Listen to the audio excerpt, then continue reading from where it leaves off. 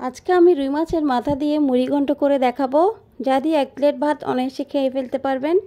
আশা করি আমার আজকের রেসিপিটা আপনাদের কাছে ভালো লাগবে। শুরু করছি।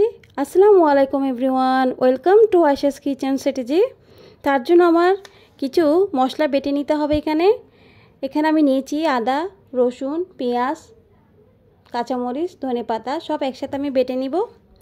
আর রুই মাছের মাথাগুলো ভেজে নিব। আর এখানে নিয়েছি মুগ ডাল, টমেটো, পেঁয়াজ, 2টা তেজপাতা, এলাচি 4 টুকরা, 2টা লবঙ্গ আর 2 টুকরা দারচিনি আর ধনেপাতা কুচি।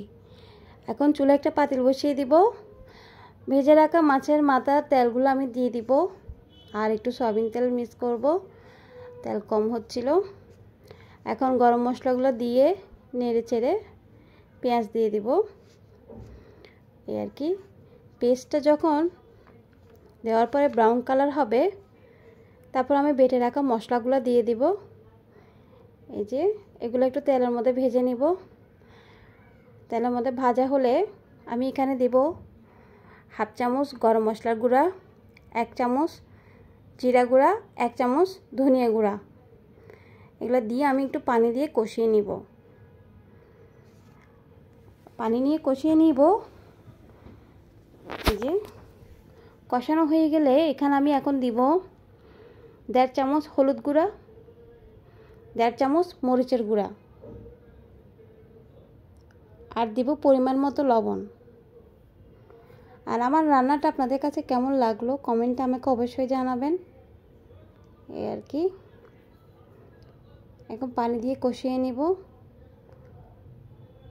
এভাবে আপনারা রান্না করে দেখতে পারেন, ইনশাআল্লাহ আপনাদের রান্নাটা অনেক ভালো হবে। জানি কম বেশি সবাই রান্না করতে পারি। এই আর কি,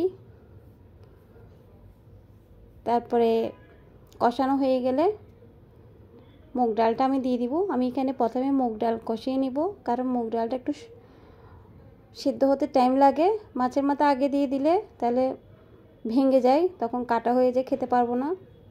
এই জন্য আমি মুগ ডালটা আগে দিয়ে দিব।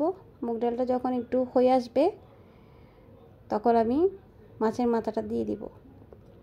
এই আর কি, এখন আমি 10 মিনিটের জন্য চুলার আঁচ একটু মিডিয়াম করে বসিয়ে রাখবো।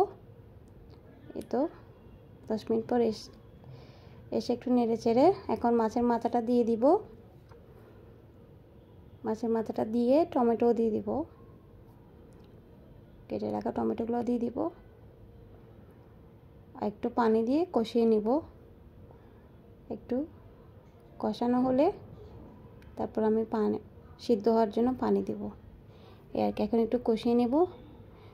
মিডিয়াম আছে ঢেকে রান্না করব। আমার রেসিপিগুলো আপনাদের কাছে কেমন লাগে আমাকে একটু জানাবেন। এই আর কি, এতে এখন পানি দিয়ে দিব সিদ্ধ হওয়া পর্যন্ত রান্না করার জন্য। পানি দিয়ে ঢেকে রান্না করব। এই আর কি, এখন রান্না করব। আর মুড়ি ঘন্টটা আমার অনেক প্রিয়, আমার খুব ভালো লাগে। এই তো হয়ে গেছে, হয়ে আসছে। এখন ধনেপাতা কুচি দিয়ে আর 5 মিনিট মৃদু আঁচে রান্না করব। এই তো হয়ে গেল, দেখতে পাচ্ছেন।